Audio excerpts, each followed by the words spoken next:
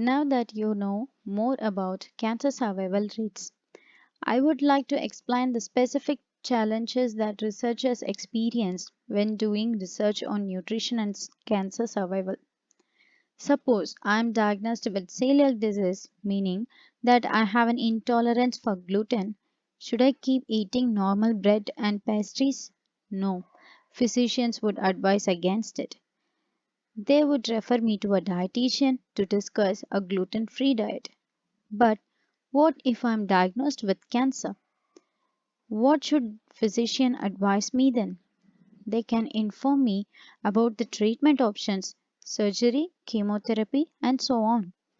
But it is not clear that what nutritional and lifestyle guidelines I should follow. Let's start with the good news. At the moment, research on the relationship between lifestyle factors such as diet and cancer survival is blooming. And this is a good news because, as we have just seen, there are still questions about nutrition and lifestyle for cancer survivors that we cannot answer. So, what are these questions in cancer survival research, and which aspect should we take into account when we want to study cancer survival?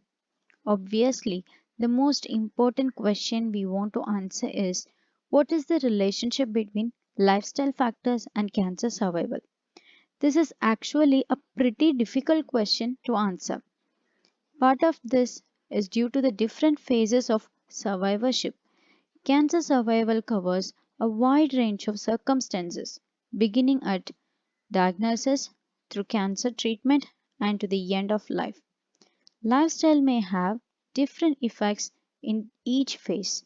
For instance, the impact of physical activity on survival may be different when someone is undergoing cancer treatment compared to 5 years after they have completed their treatment. That is why researchers need to study physical activity at diagnosis but also during and after treatment in cancer survivors. At the same time, we struggle with another question. What should we measure at the different points of time in a study? And are the things we measure relevant during all phases of cancer survivorship? It is important to determine which lifestyle factors we want to link to cancer survival. For instance, should we assess body mass index or should we determine body composition? After that, the first step in research is finding out if there is a relationship between lifestyle and survival. The next step is to determine how lifestyle factors influence survival.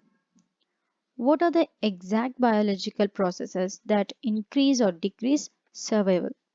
I keep talking about cancer survival as the outcome of a study. But what do we mean with that exactly?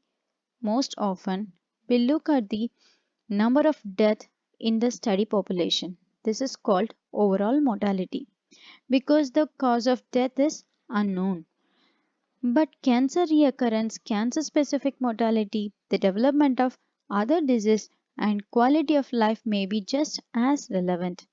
The choice of the type of outcome to measure may depend on the phase each cancer survivor is in. All these issues need to be taken into account. Setting up a study means taking the time to decide on all the topics just I mentioned. But it gets even more complicated. We must not forget that cancer survivors follow different types of treatment based on the different types and subtypes of cancer, as well as the different stages of disease they have.